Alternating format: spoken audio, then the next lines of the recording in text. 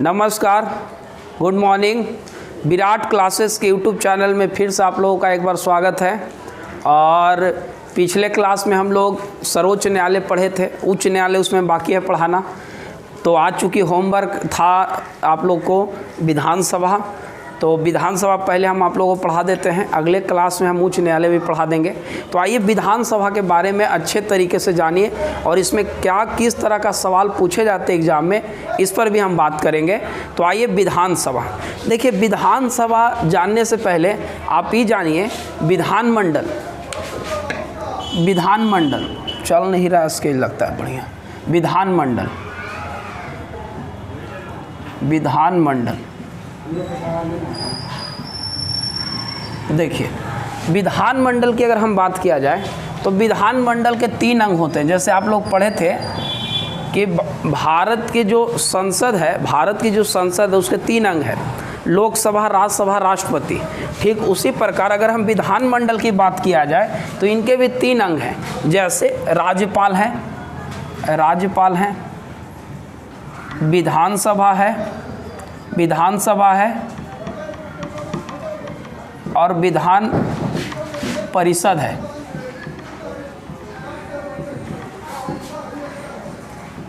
विधान परिषद। आप देखिए विधानमंडल के 3 अभिन्न अंग होते हैं, राज्यपाल, विधानसभा और विधान परिषद। ठीक इसी प्रकार आप केंद्र में अगर आप देखे होंगे तो संसद के 3 अंग, राष्ट्रपति, लोकसभा, राज्यसभा। तो आज हम आपको बात करने जा रहे हैं विधानसभा की, इसके बाद हम आपको बात करेंगे विधान परिषद की, उसके बाद हम बात करेंगे राज्यपाल की। तो आइए आज सबसे पहले हम बात करते हैं विधानसभा की। और विधानसभा को आप अच्छे तरीके से समझिए, इससे संबंधित कौन कौन सा अनुच्छेद है सारे को हम आपको समझाएंगे। तो आइए विधानसभा, देखिए विधानसभा क्या है समझिए। अगर हम विधानसभा की बात करते हैं तो भारतीय संविधान के अनुच्छेद 170 में विधानसभा का गठन किया गया है। क्या बताएं? भारतीय संविधान के अनुच्छेद 170। तो आप याद रखिएगा कि भारतीय संविधान के अनुच्छेद 170 में विधानसभा के बारे में बताया गया है। भारतीय संविधान के अनुच्छेद 170 में विधानसभा का वर्णन है, यानी कि 170 जो है वह विधानसभा की इसमें वर्णन किया गया है। ठीक, आप पढ़े होंगे, अगर आपसे कोई पूछ दे, बहुत सारे बच्चे होते हैं आपको गड़बड़ाने के लिए पूछ दे कि किस भाग में, तो आपको हम भाग शुरू करते हैं। तो आप भाग देखते होंगे कि भाग 1 था तो 1 से 3 तक था, 1 से 4 तक था। फिर भाग 2 देखे होंगे 5 से 11 था।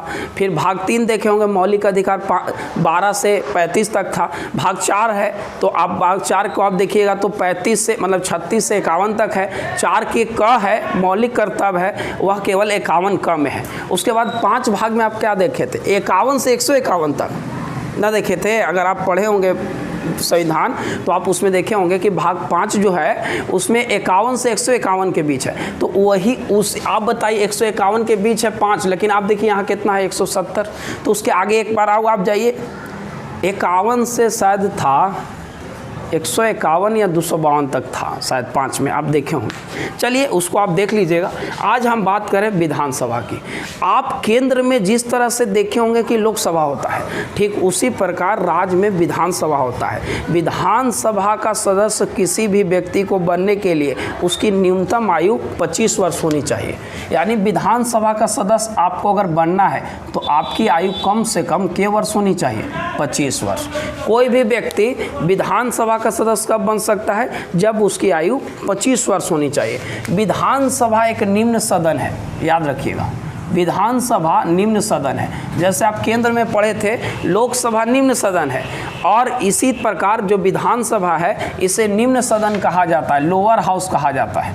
निम्न सदन है, निम्न सदन है। जैसे विधान परिषद उच्च सदन हो गया, विधान परिषद उच्च सदन हो गया, उसी प्रकार जो विधानसभा है यह निम्न सदन है। और विधानसभा को भंग किया जा सकता है, यह अस्थायी होता है। याद रखिएगा, विधानसभा को भंग किया जा सकता है, यह अस्थायी होता है। भंग किया जा सकता है, किया जा सकता है, भंग किया जा सकता है, यह क्या है?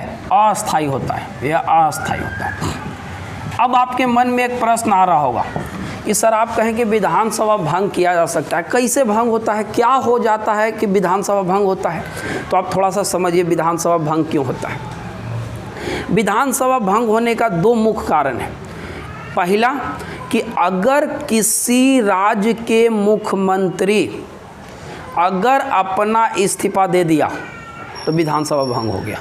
जैसे अगर मान लीजिए बिहार के मुख्यमंत्री हैं नीतीश कुमार, अगर ये अपना इस्तीफा दे दिए तो पूरा विधानसभा भंग हो जाएगा। यानी कि अगर किसी राज्य का मुख्यमंत्री विधानसभा में अपना विधानसभा से अगर त्यागपत्र दे दे, राज्यपाल को देता है, तो मुख्यमंत्री अगर राज्यपाल को अपना इस्तीफा जैसे ही सौंपा, विधानसभा भंग हो जाएगा।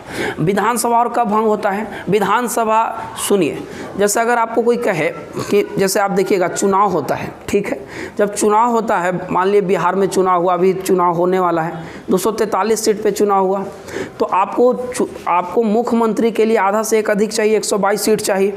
लेकिन अगर किसी भी पार्टी को, मान लीजिए भाजपा को 80 सीट आया, आरजेडी को 80 आया, जेडीयू को जो बचा 60 आया, अदर पार्टी को 3 सीट आया, तो आप बताइए कोई को भी 122 सीट नहीं प्राप्त हो रहा है, कोई किसी का समर्थन नहीं दे रहा है, तो इस स्थिति में तो कोई मुख्यमंत्री नहीं बनेगा, क्योंकि मुख्यमंत्री बनने के लिए आधा से एक अधिक सीट चाहिए। अब इस स्थिति में क्या होगा? इस स्थिति में होगा क्या कि उस राज्य में राष्ट्रपति शासन लगाया जाएगा। भारतीय संविधान के अनुच्छेद 356 के तहत उस राज्य में राष्ट्रपति शासन कब लगेगा? जब राज्य में किसी भी पार्टी के द्वारा पूर्ण बहुमत राज्यपाल के सामने ना दिया जाए, 122 माने आधा से एक अधिक। जैसे बिहार में 243 है तो आधा कीजिए, उससे तनी मनी अधिक भी अगर है तो उससे आधा से एक अधिक 122 सीट चाहिए बिहार में मुख्यमंत्री बनने के लिए। अगर किसी पार्टी को ना मिले तो राष्ट्रपति शासन लगता है, समझ जाइए। अच्छा, आप एक बात समझिए, आप विधानसभा, आखिर विधानसभा राज्यों में है तो अलग अलग राज्यों में अलग अलग सीट रहने की क्या ज़रूरत है?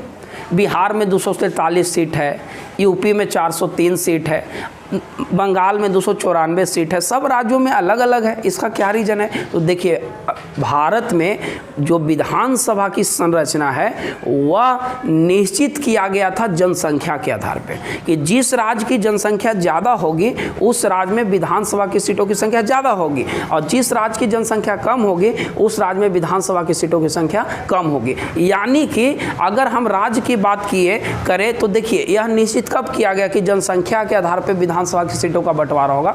1971 में भारत में जब जनगणना हुआ, 1971 के जनगणना में यह निश्चित किया गया, 1971 ईस्वी के जनगणना में यह निश्चित किया गया कि किस राज्य में सीटों की संख्या कितना निश्चित किया जाएगा।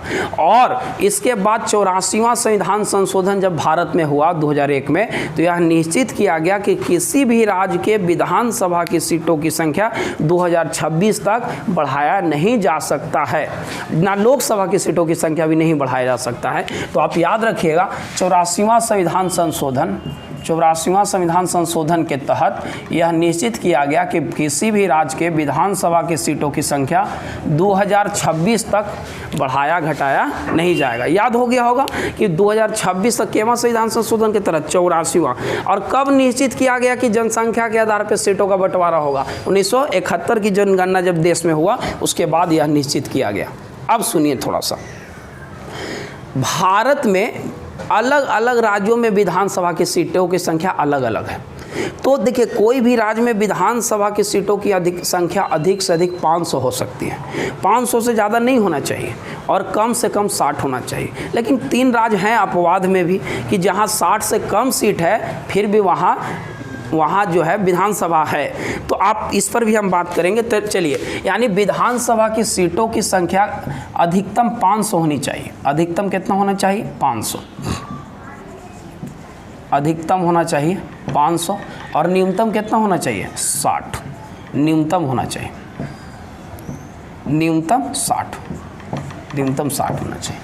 क्या हम आपको बोले, ध्यान से समझिए इस बात को, कि विधानसभा की सीटों की संख्या सबसे अधिक से अधिक 500 होना चाहिए और कम से कम 60 होना चाहिए। 3 राज्य आप लोगों को मालूम होगा कि 3 राज्य ऐसे हैं जिनकी सीटों की संख्या 60 से कम है फिर भी वहाँ विधानसभा है। मिजोरम है, गोवा है और सिक्किम है। सिक्किम, मिजोरम, गोवा, 3 ऐसे राज्य हैं जिनकी विधानसभा की सीटों की संख्या 40 और गोवा का सिक्किम का 32 भी है, फिर भी वहाँ विधानसभा है। यानी कि भारत के 3 राज्य अपवाद है जो न्यूनतम होने। क्यों अपवाद है, आखिर काहे विधानसभा वहाँ? तो आप सुनिए, आपको पता होगा कि भारतीय संविधान के अनुच्छेद 370 में जम्मू कश्मीर को विशेष राज्य का दर्जा है, तो ठीक उसी प्रकार अनुच्छेद 371 में ये सारे जो राज्य है नॉर्थ ईस्ट का, सिक्किम, नागल, छोटा छोटा राज्य, इन लोग को भी विशेष राज्य का दर्जा दिया गया है, और जिसके तहत वहाँ उतनी सीट ना होने के बावजूद भी वहाँ क्या है, विधानसभा है। तो आप याद रखिएगा कि 3 राज्य जहाँ न्यूनतम सीट 60 से कम होने के बावजूद भी विधानसभा है, आप लोगों को पता होगा, एक गोवा है, सिक्किम है और मिजोरम है।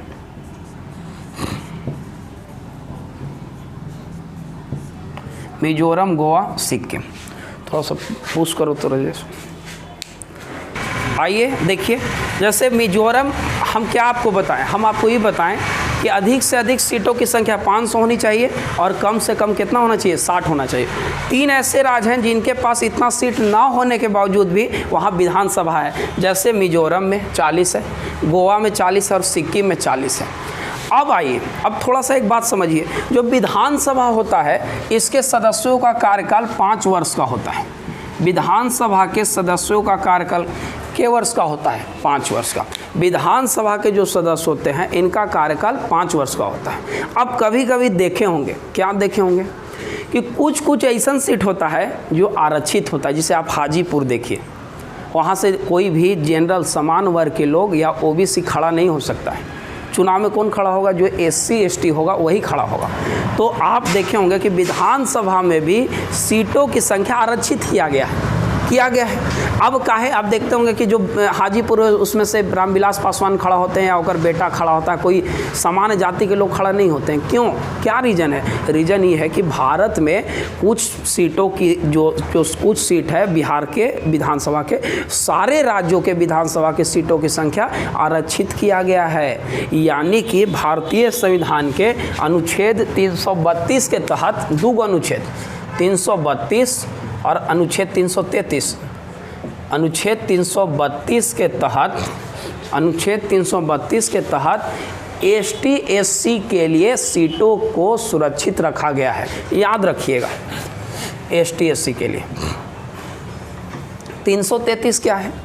तो आप एक चीज़ पढ़े होंगे पीछे लोकसभा में, कि लोकसभा में राष्ट्रपति द्वारा 2 सदस्यों को मनोनीत किया जाता है, राज्यसभा में 12 सदस्यों को मनोनीत किया जाता है। तो भैया विधानसभा में भी तो मनोनीत होता है। तो विधानसभा में राज्यपाल द्वारा ओनली वन लोगों को क्या किया जाता है, मनोनीत किया जाता है 333 के तहत। याद रहेगा, 333 के तहत विधानसभा में 1 सदस्यों को राज्यपाल द्वारा मनोनयन किया जाता है। विधानसभा के सत्रों में जो बैठक होता है उसमें 6 माह से ज़्यादा का अंतर नहीं होना चाहिए।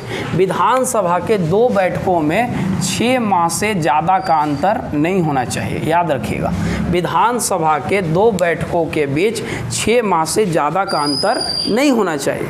ठीक, अब आइए, विधानसभा के बहुमत दल का नेता मुख्यमंत्री कहलाता है। विधानसभा में बहुमत दल का नेता क्या होता है, मुख्यमंत्री होता है।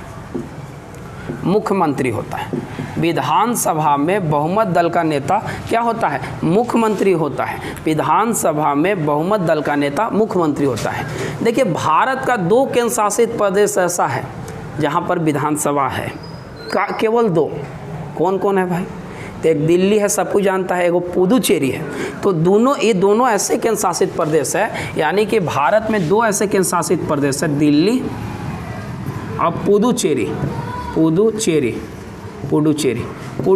और दिल्ली 2 ऐसे केंद्र शासित प्रदेश है जहाँ पर विधानसभा है। दिल्ली में 70 है, सब कुछ जानते हैं, और पुदुचेरी में 30 है।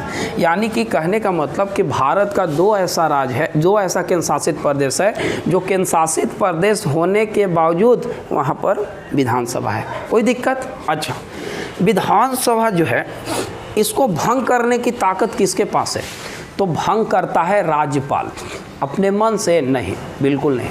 विधानसभा को भंग करने के लिए राज्यपाल को कौन कहता है?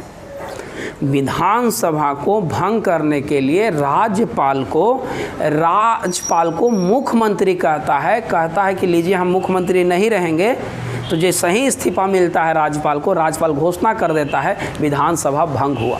यानी कि विधानसभा के भंग करने की ताकत केवल और केवल राज्यपाल के पास है। विधानसभा को भंग करने की ताकत केवल किसके पास है? राज्यपाल के पास। राज्यपाल के पास विधानसभा को भंग करने की ताकत किसके पास है? राज्यपाल। जैसे आप पढ़े होंगे, सब में यही होता है कि बैठक के लिए सदस्यों का गणपूर्ति के लिए 1/10 होना चाहिए। जैसे मान लो बिहार में 243 सीट है, तो इसका 1/10 करीब 24 पॉइंट कुछ यानी 25 हो रहा है। तो अगर मान लिया विधानसभा, तबे बिहार का विधानसभा चलेगा जब वहाँ 25 लोग उपस्थित होंगे। अगर 25 से कम आए तो नहीं होगा। जैसे यूपी में 400 मान लो, 403 है, 400 मान लो, 1/10 40 होता है। अगर 40 लोग नहीं गए तो यूपी का विधानसभा नहीं चलेगा। यानी कि गणपूर्ति के लिए सदस्यों का 1/10 होना जरूरी है, ध्यान रहेगा। यानी कि गणपूर्ति के लिए आप समझ रहे हैं कि बैठक के लिए कम से कम सदस्यों का 1/10 होना बहुत ज़रूरी है। अब आइए, विधानसभा जो है इसे लोकप्रिय सदन कहा जाता है। याद रखिएगा, विधानसभा को क्या कहा जाता है? लोकप्रिय सदन, लोकप्रिय सदन, या इसी को बोलते हैं जनता का सदन, जनता का सदन। विधानसभा को लोकप्रिय सदन कहा जाता है या इसी को कहा जाता है जनता का सदन। लोकप्रिय सदन यानी कि विधानसभा को इसलिए लोक माने जनता, प्रिय माने जनता का प्रिय। क्यों? क्योंकि विधानसभा में जो भी सदस्य चुन कर जाते हैं वह जनता के द्वारा जाते हैं, इसीलिए इसे लोकप्रिय, जनता का प्रिय या लोक जनता का सदन कहा जाता है। यानी कि लोकसभा में कोई भी व्यक्ति, जैसे हम हैं, तो अगर हमारा उम्र 18 वर्ष हो जाएगा तो हम विधानसभा के चुनाव में भाग ले सकते हैं। जैसे आप विधानसभा से जो लोग चुन कर जाते हैं उन्हीं को तो विधायक कहते हैं आप, यानी कि उसको एमएलए कहते हैं, मेंबर ऑफ लेजिस्लेटिव असेंबली। यानी कि एमएलए, जैसे औरंगाबाद के एमएलए हैं आनंद शंकर जी हैं, आनंद शंकर सिंह। तो आप क्या देखते हैं कि जो विधानसभा है, विधानसभा के जो लोग विधानसभा में वोटिंग कौन कर सकते हैं? जिनका उम्र 18 वर्ष हो। यानी पहले ये 21 साल था, लेकिन 61वां संविधान संशोधन 1989 द्वारा राजीव गांधी प्रधानमंत्री थे, उस समय क्या किया गया कि मतदान की जो आयु था वह 21 वर्ष से घटाकर, कि पहले क्या था 1989 से पहले कि वही व्यक्ति वोट दे सकता है जिसका उम्र 21 साल था। लेकिन 61वां संविधान संशोधन 1989 द्वारा यह निश्चित किया गया, केमा संविधान संशोधन 61वां 1989 द्वारा यह प्रधानमंत्री कौन? याद रखिएगा, राजीव गांधी के शासनकाल में मतदान की आयु 21 वर्ष से घटाकर 18 वर्ष कर दी गई। यानी मतदान की आयु 21 वर्ष से घटाकर 18 वर्ष कर दी गई। याद रखिएगा, कह रहा है कि मतदान की आयु, मतदान करने की आयु, यानी कौन मतदान कर सकता है? तो मतदान करने की ताकत किसके पास है? मतदान करने की ताकत है जनता के पास। और जनता कौन जनता? जिसका उम्र कम से कम 18 वर्ष हो। यानी 18 वर्ष से अधिक उम्र के सारी जनता वोटिंग कर सकता है। तो आप देखते होंगे कि सबसे ज़्यादा सीटों की संख्या पूरे भारत में यूपी में है, सबसे अधिक सीटों की संख्या, और सबसे कम सिक्किम में है। तो ये दोनों हम आपको लिख दिए हैं, तो अधिक और कम जरूर याद रखा कीजिए। सबसे अधिक यूपी में है, यूपी में सीटों की संख्या 403 है, यूपी में सीटों की संख्या 403 है। और सबसे कम है सिक्किम में, सिक्किम में राज्य में, सिक्किम में 30, सिक्किम में है 32 और 30 है पुदुचेरी में। तो राज्य में अगर सबसे ज़्यादा कहा तो यूपी में 403 सीट पर चुनाव होता है। सोचिए कितना जनसंख्या है। यूपी की जनसंख्या अभी अगर मान लीजिए तो 23 करोड़ है, करीब 23 करोड़ जनसंख्या है। बिहार का आधा है, बिहार में 11 करोड़ जनसंख्या होगा। तो आप ध्यान रखिएगा कि सबसे ज़्यादा सीटों की संख्या यूपी में है 403 और सिक्किम में है 32 सीट। कोई दिक्कत यहाँ तक? आपको उम्मीद था इतना बात आपको गहराई से समझ में आ गया होगा। आप देखिए, विधानसभा में आप देखते होंगे कि होते हैं विधानसभा अध्यक्ष, होते हैं कि नहीं होते? होते हैं। तो जैसे आप देखते हैं कि लोकसभा में एक अध्यक्ष होता है, एक उपाध्यक्ष होता है। तो कौन अध्यक्ष उपाध्यक्ष होता है? जैसे विधानसभा में 243 लोग बिहार से चुनाव जीत के गए। अब 243 लोग वहाँ पहुँचे और 243 में से जो जिनको बहुमत दल का नेता यानी मुख्यमंत्री चाहेगा कि रहें, चाहे उस सदन के जितने भी लोग हैं, अगर उनकी अनुमति बने कि ये आदमी रहेगा विधानसभा का सदस्य अध्यक्ष, तो विधानसभा अपने ही में से एक अध्यक्ष और एक उपाध्यक्ष चुनता है। याद रखिएगा, विधानसभा जो होता है इसके सदस्य जो होते हैं अपने ही में से एक अध्यक्ष चुनते हैं और एक उपाध्यक्ष चुनते हैं। अब बहुत सारे बच्चों को इसमें परेशानी है, थोड़ा सा आप समझ लीजिए। अगर अध्यक्ष अपना इस्तीफा देगा तो उपाध्यक्ष को देगा, और उपाध्यक्ष अपना इस्तीफा देगा तो अध्यक्ष को देगा। अब हम आपसे एक बात पूछ रहे हैं कि विधानसभा के जितने भी मेंबर हैं, जैसे विधानसभा के जितने भी मेंबर वही मंत्री होते हैं ज़्यादातर, तो उन्हीं किसको इस्तीफा देंगे? तो विधानसभा के जो सदस्य होते हैं वो अपना इस्तीफा अध्यक्ष को सौंपते हैं। विधानसभा के जो सदस्य होते हैं, जैसे विधानसभा में एमएलए हैं आनंद शंकर औरंगाबाद के, कुटुंबा के राजेश राम हैं, रफ़ीगंज के अशोक सिंह है, तो सब अलग अलग राज्यों के सब जगह लोग हैं, तो अलग अलग विधानसभा क्षेत्रों के अलग अलग हैं। तो अगर यही चाहें कि हम नहीं रहेंगे विधानसभा सदस्य, हमको अब मन उब गया चाहे किसी कारण में, तो वो अपना इस्तीफा किसको सौंपेंगे? वो अपना इस्तीफा जाके विधानसभा में सौंपेंगे अध्यक्ष को। अगर अध्यक्ष नहीं रहेगा तो उपाध्यक्ष को सौंपेंगे। यानी कि विधानसभा का सदस्य जो है अपना इस्तीफा, विधानसभा का सदस्य जो है अपना इस्तीफा किसको सौंपते हैं? अध्यक्ष को। और अध्यक्ष ना रहे तो किसको सौंपते हैं? उपाध्यक्ष को। कोई दिक्कत? अच्छा, अब देखिए तो विधानसभा की थोड़ी सी और बात कर लेते हैं।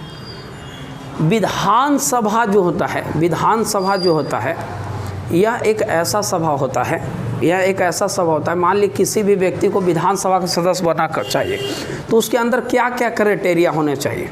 तो होना ही चाहिए कि उसका उम्र कम से कम 25 वर्ष हो, वह भारत का नागरिक हो, वह पागल या दिवालिया ना हो। यानी कि अगर वह भारत का नागरिक होगा, उम्र कम से कम 25 साल हो जाएगा, पागल या दिवालिया ना होगा, तो वह आराम से विधानसभा का सदस्य बन सकता है। यानी विधानसभा का सदस्य बनने के लिए क्या क्या बताइए, तो सब हर एक अध्यय में है कि भारत का नागरिक हो, पागल दिवालिया ना हो, कम से कम उसकी आयु 25 साल हो, तो वह आदमी विधानसभा का सदस्य बन सकता है। उम्मीद करते हैं आपको विधानसभा के जितने भी महत्वपूर्ण बातें हैं इतना आपको याद हो गया होगा। तो आपको एक बार पूरे बातों को रिवीजन कराते हैं हम शुरू से। सुनिए, विधानसभा जो है इसकी संरचना जनसंख्या पर निश्चित होती है। यानी कि विधानसभा में सीटों की संख्या कितनी होगी यह निर्णय जनसंख्या के आधार पर होता है। भारत में सबसे अधिक विधानसभा की सीटों की संख्या यूपी में है 403 और सबसे कम सिक्किम में है 32। विधानसभा में जनसंख्या के आधार पर सीटों की संरचना निश्चित की गई थी 1971 के जनगणना के आधार पे। जब 1971 में देश में जनगणना हुआ था तो निश्चित किया गया था। 84वां संविधान संशोधन 2001, याद रखिएगा 84वां संविधान संशोधन 2001 ईस्वी नहीं लिखे। 84वां संविधान संशोधन 2001 में यह निश्चित किया गया कि किसी भी राज्य के विधानसभा हो या देश के लोकसभा के सीटों की संख्या 2026 तक बढ़ाया घटाया इस नहीं जा सकता है, जितना है उतना ही निश्चित रहेगा। विधानसभा के सदस्यों का कार्यकाल 5 वर्ष का होता है। विधानसभा को लोकप्रिय सदन या इसे जनता का सदन भी कहा जाता है, क्योंकि विधानसभा में वोटिंग कौन करते हैं? जनता करते हैं। विधानसभा का गठन अनुच्छेद 170 के तहत किया गया है। विधानसभा निम्न सदन है, विधानसभा को भंग किया जा सकता है। विधानसभा को भंग करने की ताकत राज्यपाल के पास है। राज्यपाल विधानसभा को भंग कब करेगा? राज्यपाल विधानसभा को तब भंग करेगा जब मुख्यमंत्री अपना इस्तीफा सौंपेगा या किसी और कारण से भी। और विधानसभा में अधिकतम सीटों की संख्या 500 होता है और न्यूनतम सीटों की संख्या 60 होता है। भारत के 3 ऐसे राज्य हैं जिनके सीटों की संख्या 60 से कम होने के बावजूद भी वहां विधानसभा है। क्यों? क्योंकि इन्हें विशेष राज्य का दर्जा 371 के तहत दिया गया है। यहाँ मिजोरम में 40 सीट है, गोवा में 40 है और सिक्किम में 32 है। याद रखिएगा कि भारत के 2 ऐसे केंद्र शासित प्रदेश है जहाँ विधानसभा है, दिल्ली है 70 है और पुदुचेरी है 30। यानी यह 2 भारत के ऐसे केंद्र शासित प्रदेश है जहाँ विधानसभा है। विधानसभा की गणपूर्ति के लिए सदस्यों का 1/10 होना चाहिए। विधानसभा में कौन लोग वोट कर सकते हैं? जिनका उम्र कम से कम 18 वर्ष हो। 18 वर्ष से अधिक उम्र के सारे लोग वोटिंग कर सकते हैं। आप देखिए विधानसभा में राज्यपाल द्वारा एक सदस्यों को मनोनीत किया जाता है 333 के तहत, और 332 के तहत जो अनुसूचित जाति और जनजाति के लिए सीट सुरक्षित होता है वह अनुच्छेद 332 के तहत है। यानी कि 2001 में 84वां संविधान संशोधन में विधानसभा की सीटों की संख्या निश्चित की गई। विधानसभा में बहुमत दल का नेता मुख्यमंत्री होता है। विधानसभा चलने के लिए कम से कम गण पूर्ति के लिए बैठक के लिए 1/10 सदस्य होना चाहिए। 2 बैठकों के बीच 6 माह से ज़्यादा का अंतर नहीं होना चाहिए। 6 माह से ज़्यादा का अंतर नहीं होना चाहिए। 2 बैठकों के बीच कितना से ज़्यादा का अंतर नहीं होना चाहिए? 6 माह से ज़्यादा का अंतर नहीं होना चाहिए। सबसे अधिक विधानसभा की सीटों की संख्या यूपी में है, 403 है। उसके बाद आपको लगता है कि पश्चिम बंगाल में होगा 294, उसके बाद महाराष्ट्र में 288। तो ध्यान रखिएगा ये सब आपको, हम विधानसभा की सीटों की संख्या आप खुद से याद कर लीजिएगा कि इस राज्य में कितना सीट है, और जिस राज्य का एग्जाम देने जाइए उसको तो जरूर देख के जाइए। चलिए आगे बढ़ते हैं। तो आप याद रखिएगा मिजोरम में 40, गोवा में 40, सिक्किम में 32। विधानसभा का सदस्य कौन बन सकता है? जिसकी उम्र 25 वर्ष हो। जिसकी उम्र क्या हो? 25 वर्ष। विधानसभा में जो लोग चुन के जाते हैं उनको हम अपनी भाषा में विधायक कहते हैं या उन्हें एमएलए कहा जाता है। उम्मीद करते हैं कि विधानसभा अपने ही में से एक अध्यक्ष और एक उपाध्यक्ष भी चुनता है। तो आपको याद हो जाना चाहिए पूरी बातों को। अगर आपको याद ना हुआ हो तो आप इसको रिवर्स कर करके देखिएगा। पूरा विधानसभा इतना था, और विधानसभा में आपको बहुमत दल का नेता मुख्यमंत्री होता है। और एक बात, विधानसभा की जो सदस्यों का विधानसभा में जो बैठक बुलाया जाता है वह विधानसभा अध्यक्ष बुलाती है, याद रखिएगा। चलिए आज यहीं तक रखते हैं, और उम्मीद करते हैं कि विधानसभा पूरा आपको याद हो गया होगा। अगर नहीं याद हुआ होगा तो आप उसको रिवर्स कर करके देख लीजिएगा। चलिए आज यहीं तक रखते हैं। जो भी लोग अभी तक चैनल को सब्सक्राइब नहीं किए हैं कर दीजिएगा, और ज़्यादा से ज़्यादा बच्चों तक पहुंचाइएगा ताकि ज़्यादातर बच्चों को फ़ायदा हो लॉकडाउन में। और उम्मीद है कि जिस तरह से केस बढ़ रहा है भारत में, लॉकडाउन अभी उम्मीदता नहीं, खास करके स्कूल कॉलेज तो खुलने की उम्मीद नहीं रखिए, क्योंकि बहुत तेज़ी से केस बढ़ रहा है। 2.25 लाख के केस हो चुका है इंडिया में, तो बहुत मुश्किल है। तो आप पढ़िए, मेहनत कीजिए, और अगर कोई दिक्कत हो तो कमेंट करके बताइए कि याद हुआ कि नहीं। चलिए धन्यवाद।